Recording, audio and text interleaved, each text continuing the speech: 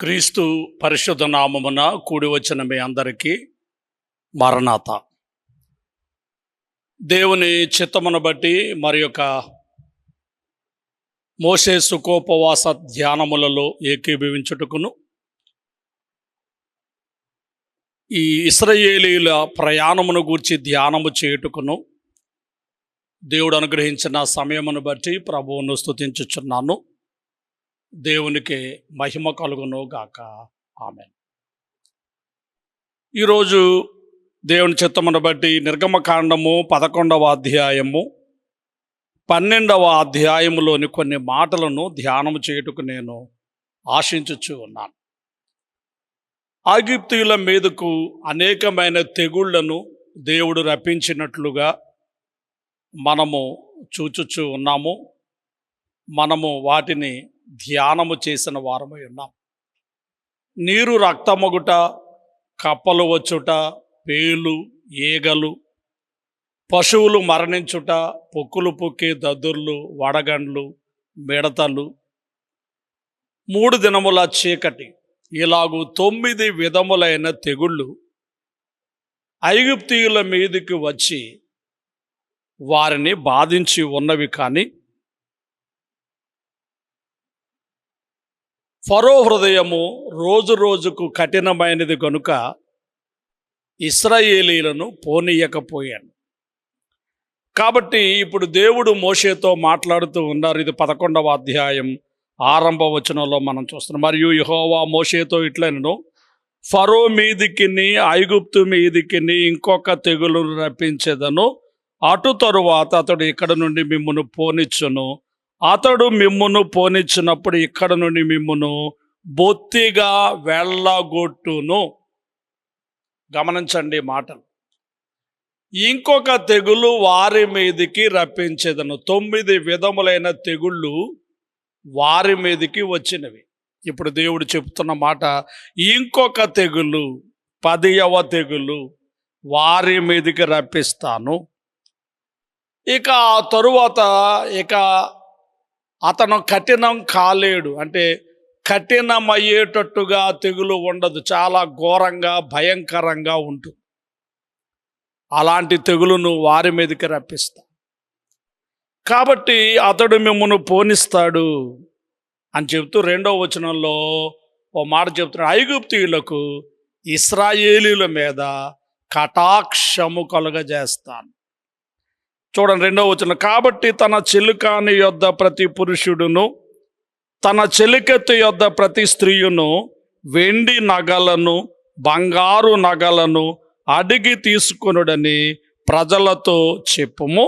యెహోవా ప్రజల ఎడల ఐగుప్తీయులకు కటాక్షము కలుగజేసెను. గమనించండి మాటలు. ఐగుప్తీయులకు ఇశ్రాయేలీయుల మీద కటాక్షం కలగచేస్తాడు. ఇదిగో నేను ఆఖరి తెగులు రప్పింపబోతున్నాను, ఇంకొక తెగులు. అప్పుడు అతడు మిమ్మల్ని పోనిస్తాడు. మీరు వెళ్ళేటప్పుడు ప్రతి చెలికాని యొద్ద ప్రతి చెలికెత్తు యొద్ద వెండి నగలు బంగారు నగలు అడిగి తీసుకోండి అనేటటువంటి మాట మనం చూస్తున్నాం. మనం లేఖనాలను పరిశీలన చేసినప్పుడు అబ్రహాముతో ప్రభువు చెబుతున్నటువంటి మాటలు 15వ అధ్యాయం 4వ వచనంలో, నీ సంతానము నీది కాని పరదేశమందు అక్కడ 400 ఏండ్లు ఉంటుంది.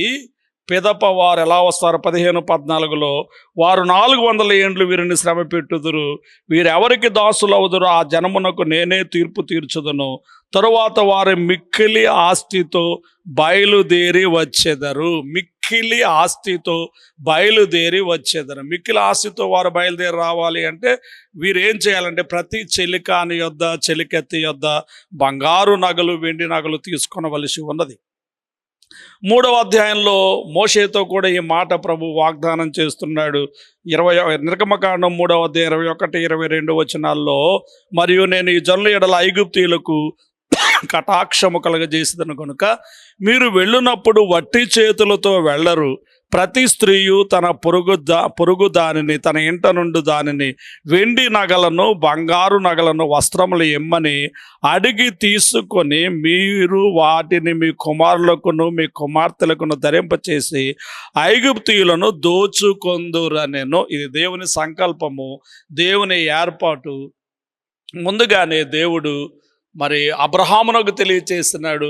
నాయకుడిగా ఏర్పరచబడుతూ ఉన్నటువంటి ఈ యొక్క మోషేకు కూడా తెలియచేసినట్టుగా మనం చూస్తూ ఉన్నాం. ఎందుకు ఇలా చేశారు? ఇది న్యాయమేనా? వారిని ఆ విధంగా దోచుకుని వెళ్ళడము ఎంతవరకు ఇది సబబైనటువంటి విషయము అంటే అది సబబే. ఎందుకు సబబు అంటే అనేక సంవత్సరాలుగా వెట్టి చాకరీ చేయించుకుంటున్నారు, జీతమేమి ఇవ్వకుండా.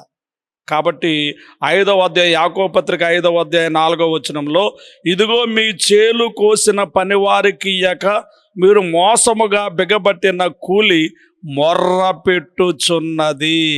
మీ కోత వారి కేకలు సైన్యములకు అధిపతియగు ప్రభు యొక్క చెవులలో చొచ్చి ఉన్నవి. మీ కూలి మొర్ర పెట్టుచున్నది. ఆ మొర్రలు దేవుని చెవులో చొచ్చి ఉన్నవి. కాబట్టి దేవుడే వారికి న్యాయము చేయించి ఉన్నాడు. అందుకొరకు వారిని దోచుకుంటున్నట్టుగా మనం చూస్తాం. ఇక రెండవ మాట ఏమిటి అంటే, అరణ్యములో వారు ఒక ప్రత్యక్ష గుడారమును నిర్మాణము చేయవలసి ఉన్నది కనుక ఆ నిర్మాణము కొరకు ఎంతో బంగారము, వెండి అవసరమై ఉన్నది. కాబట్టి మరి దేవుడు వారిని ఆ విధంగా మరి దోచుకోవడానికి సిద్ధపరిచినట్టుగా మనం చూస్తూ ఉన్నాం. అంతేకాకుండా ఆ రోజుల్లో ఒక్కొక్క ఐగుప్తీయుని యొద్ద సుమారుగా 4-5 కేజీల బంగారం ఉంటుండేది. కాబట్టి ఏవో కొద్దిపాటి వస్తువులను వారు ఇచ్చారు. అది పెద్ద సమస్యగా కనబడడం లేదు, గ్రహించాలని మీకు మనవి చేస్తూ ఉన్నాను. ఇక రెండవ మాట ఏమిటంటే, మరి ప్రభు మోషే ద్వారా హెచ్చరిక ఇప్పుడు మోషే గారికి చెప్పాడు, నేను వారిని పంపిస్తాను, నీవు వారిని సిద్ధము చేయము, వారు పొరుగు వారి దగ్గర ఎలాగో తీసుకోవాలని ఒక మాట చెప్పారు. ఇక రెండవ మాట ఏంటంటే, నువ్వు ఫరో యొద్దకు వెళ్ళి మరొకసారి హెచ్చరించు. మనం ముందుగానే చెప్పుకున్నాము, శిక్షా మార్గమును రక్షణ మార్గమును దేవుడు మరి ఫరోకు తెలియచేస్తూ ఉంటే ఫరో హృదయం కఠినమై రోజు రోజుకు శిక్షా మార్గమునే కోరుచు ఉన్నాడని మరొకసారి దేవుడు 11వ అధ్యాయంలో మనం చూస్తే హెచ్చరిక చేస్తూ ఉన్నారు. 4వ వచనంలో 11వ అధ్యాయం 4వ, ఫరోతో ఇట్లనెను, యెహోవా సెలవిచ్చినదేమనగా, మధ్యరాత్రి ఐగుప్తు దేశంలోనికి బయలు వెళ్ళేదను. అప్పుడు సింహాసనం మీద కూర్చున్న ఫరో తొలిపిల్ల మొదలుకొని తిరగలి విసురు దాసి తొలిపిల్ల వరకు ఐగుప్తు దేశం అందలి తొలిపిల్లలందరూ చచ్చెదరు, జంతువుల్లోని తొలిపిల్లలని చచ్చును. అప్పుడు ఐగుప్తు దేశం అందంతటా మహాఘోష పుట్టును. అట్టి ఘోష అంతకు ముందు పుట్టలేదు, అట్టిది ఇక మీదట పుట్టదు. యెహోవా ఐగుప్తీయులను ఇశ్రాయేలును వేరుపరచునని మీకు తెలియబడినట్లు మనుషుల మీద కానీ జంతువుల మీద కానీ ఇశ్రాయేలు ఎవరి మీదనైనను ఒక కుక్కయు తన నాలుక ఆడించదు. అప్పుడు నీ సేవకులైన వీరందరూ నా యొద్దకు వచ్చి నాకు నమస్కారం చేసి, నీవును నిన్ను ఆశ్రయించి ఉన్న ఈ ప్రజలందరూ బయలు వెళ్ళుడని చెప్పుదురు. ఆ తరువాత నేను వెళ్ళుదునెను. గమనించండి మాటలు. ముందుగానే ప్రభు మోషే ద్వారా ఫరోకు ఈ సంగతి తెలియపరిచాడు. ఆయనను ఫరో హృదయము కఠినమైనట్టుగా మనం 9-10 వచనాల్లో, అప్పుడు యెహోవా ఐగుప్తు దేశంలో నా మహత్కార్యం విస్తారమైనట్లు ఫరో మీ మాట వినడని మోషేతో చెప్పాను. మోషే అహరోనులు ఫరో ఎదుటి మహత్కార్యములు చేసిన ఆయనను యెహోవా ఫరో హృదయమును కఠినపరచగా అతడు తన దేశములో నుండి ఇశ్రాయేలీయులను పోనీయడాయెను. ప్రియమైనటువంటి వాళ్ళరా, గమనించండి మాటలు.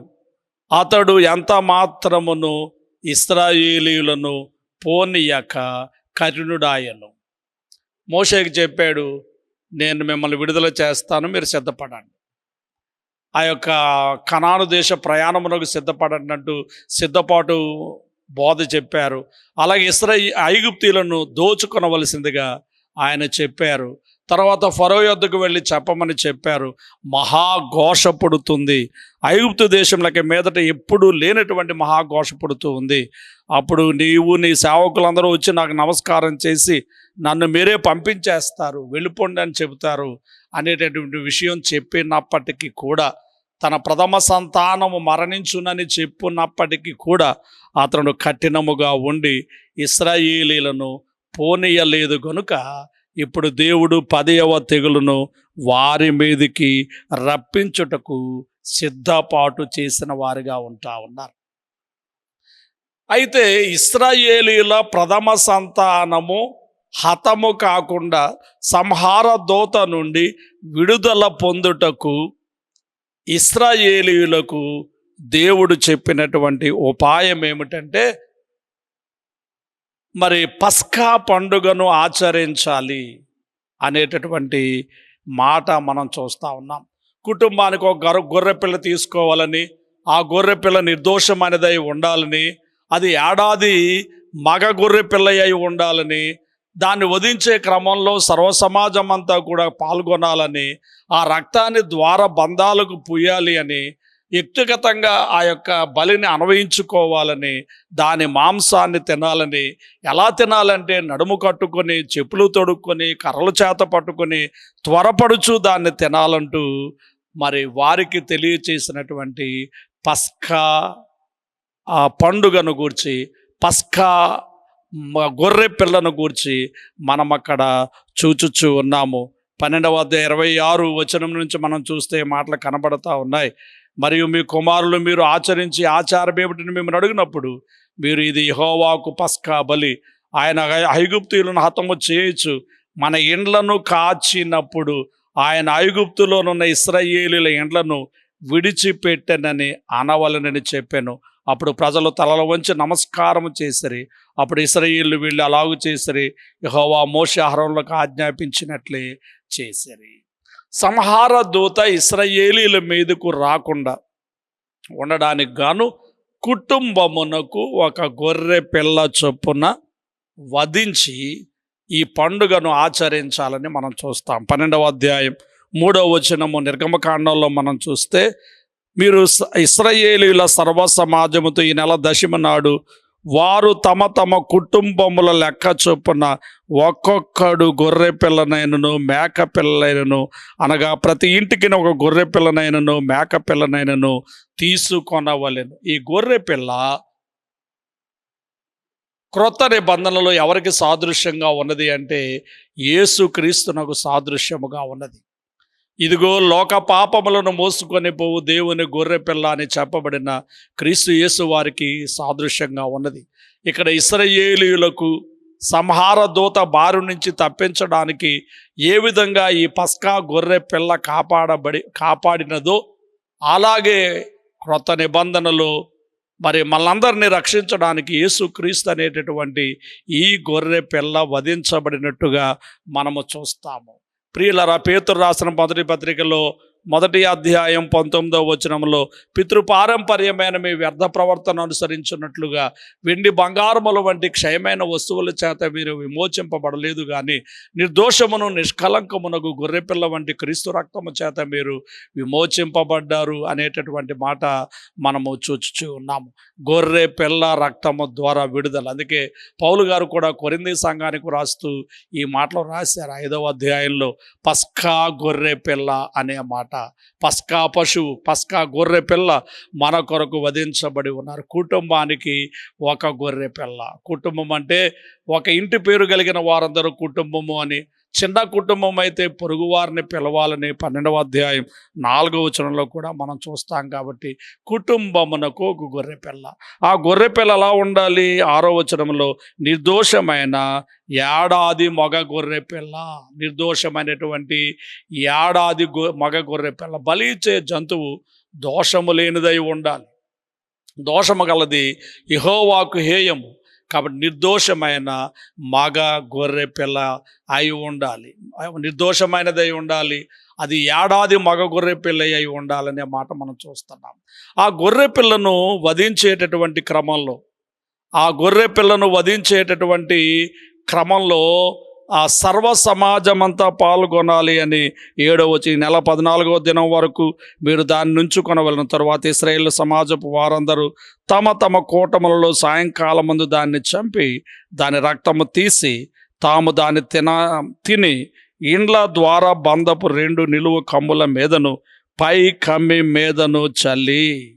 ప్రియమైనటువంటి వాళ్ళ మనం చూచినప్పుడు ఆ గొర్రె పిల్లను వధించేటటువంటి క్రమంలో సర్వ సమాజమంతా పాల్గొనవలసి ఉన్నది గ్రహించాలని మీకు మనవి చేస్తూ ఉన్నాను. ప్రియమైనటువంటి వాళ్ళరా, గమనించండి, యేసుక్రీస్తు వారి యొక్క మరణకాలం కూడా అలాగే మరి యెరూషలేము బయట ఉన్న గొల్గతా అనేటటువంటి ప్రాంతంలో అందరి ఎదురుగా ఆయనను సిలువ వేసి చంపినట్లుగా మనము చూచుచూ ఉన్నాము. గ్రహించవలసిందిగా మీకు మనవి చేస్తూ ఉన్నాను.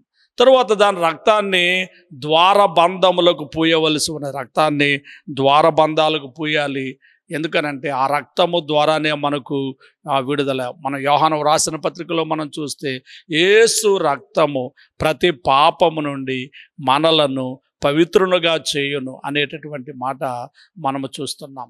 వ్యక్తిగతంగా 13వ వచనం 12వ అధ్యాయం 13వ వచనాన్ని మనం చూస్తే, మీరున్న ఎండ్ల మీద ఆ రక్తము మీకు గుర్తుగా ఉండును, నేను ఆ రక్తమును చూచి మిమ్మును నశింప చేయక దాటిపోయేదను, నేను ఐగుప్తు దేశమును పాడు చేయుచుండగా మిమ్ము సంహరించుటకు తెగులు మీ మీదికి రాదు. గమనించండి, వ్యక్తిగతంగా దీన్ని మనం అన్వయించుకోవలసిన వారమై ఉన్నాం. ఎవరు యేసు రక్తమును ముద్రగా వేసుకుంటారో, లేక గొర్రెపిల్ల రక్తమును ముద్రగా వేసుకుంటారో వారికి ఏ విధమైనటువంటి మరి మరణము, ఏ విధమైన శిక్ష ఉండదు.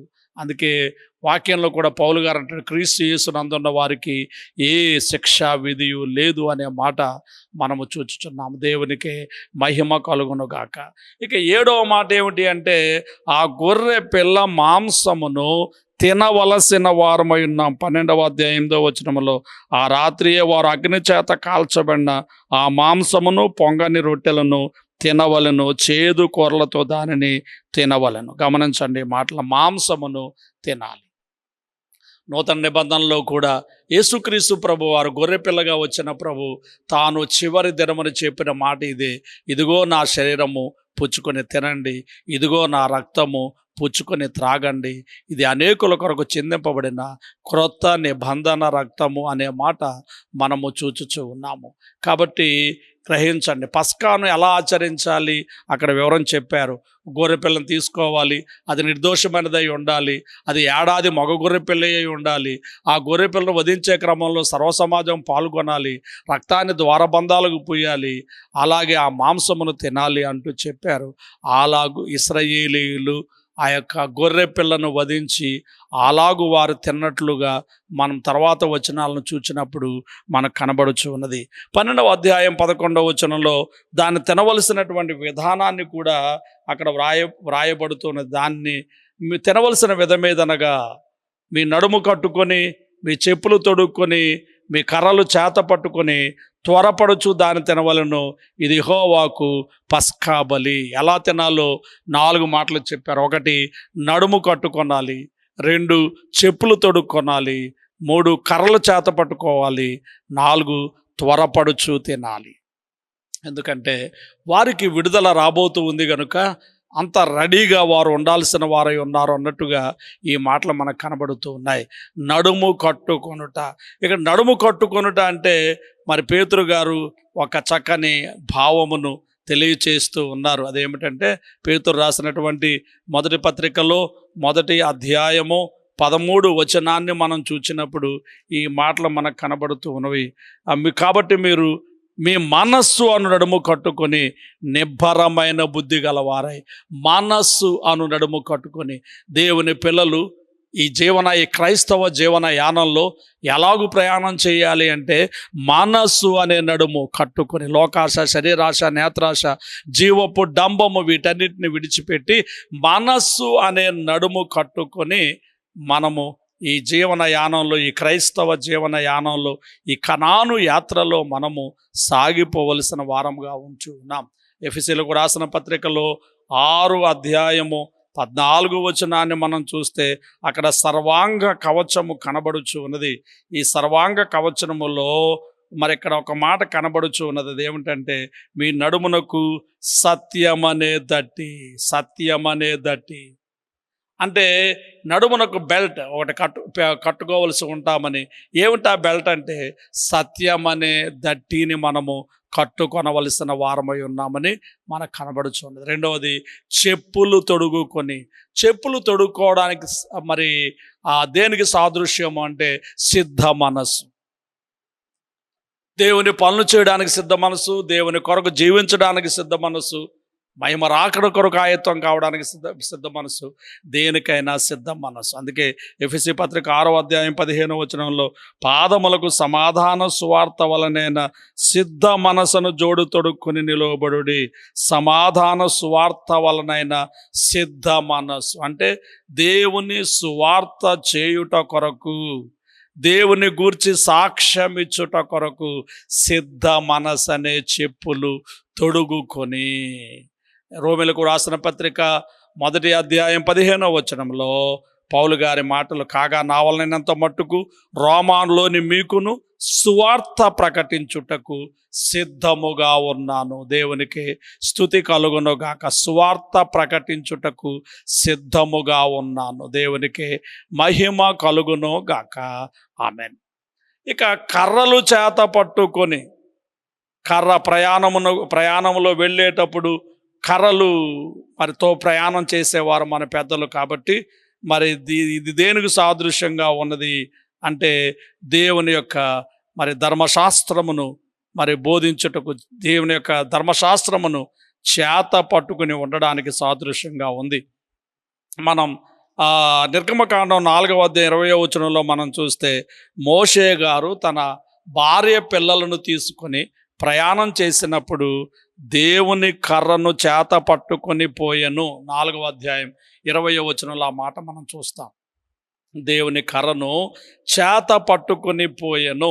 మనందరం మన చేత దేవుని వాక్యం అనే కర్ర, దేవుడు మనందరి చేతుల్లో ఉంచినటువంటి కర్ర, ఆ రోజు మోషే చేతిలో ఉంచిన కర్ర మనం చూస్తాం. ఆ కర్రతో అద్భుతాలు జరిగాయి.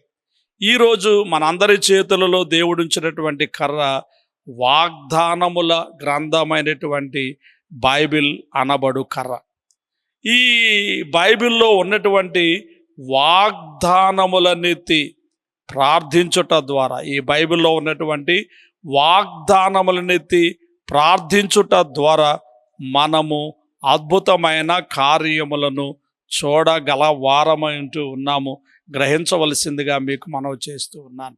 కాబట్టి ఈ కర్రను మనము పట్టుకొని పోవలసిన వారమైన యెజ్రా గ్రంథములో 7వ అధ్యాయము 13వ వచనంలో చేతనున్న నీ దేవుని ధర్మశాస్త్రమును బట్టి, చేతనున్న నీ దేవుని ధర్మశాస్త్రం, మన చేతిలో ఉండాల్సినది దేవుని ధర్మశాస్త్రముగా చెప్పబడుతూ ఉన్నటువంటి ఈ యొక్క మరి గ్రంథమును మన చేత పట్టుకొని పోవలసిన వారమై ఉన్నాం.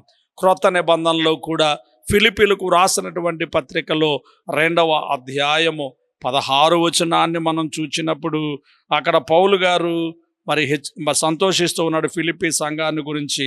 మరి అట్టి జనము మధ్యను మీరు జీవవాక్యమును చేత పట్టుకుని లోకమందు జ్యోతుల వలె కనబడుచున్నారు. జీవవాక్యమును చేత పట్టుకుని జ్యోతుల వలె కనబడుచున్నారు. దేవునికి స్తుతి కలుగునుగాక. కర్రలు చేత పట్టుకొని తినవలనంటే మనందరి చేతుల్లో ఈ వాగ్దాత గ్రంథమైన బైబిల్ మనందరి చేతుల్లో ఉండవలసి ఉన్నది. దేవునికి మహిమ కలుగునుగాక. ఆమేన్. ఇక 4వ మాట ఏమిటంటే దాన్ని త్వరపడుచు తినవలెను. అంటే దేవుని పిల్లలు ఎట్లుండవలసి ఉన్నారు అంటే ఆసక్తి విషయములో చురుకుగా ఉండవలసిన వారు ఉన్నారు. రోమీయులకు రాసిన పత్రికలో 12వ అధ్యాయం 11వ వచనంలో మనం చూస్తే అక్కడ పౌలు గారు హెచ్చరిస్తూ ఉన్నాడు, ఆసక్తి విషయములో మాంద్యులు కాక, అనగా మందమతులు కాక, ఆత్మయందు తీవ్రత గలవారై ప్రభువును సేవించుడి.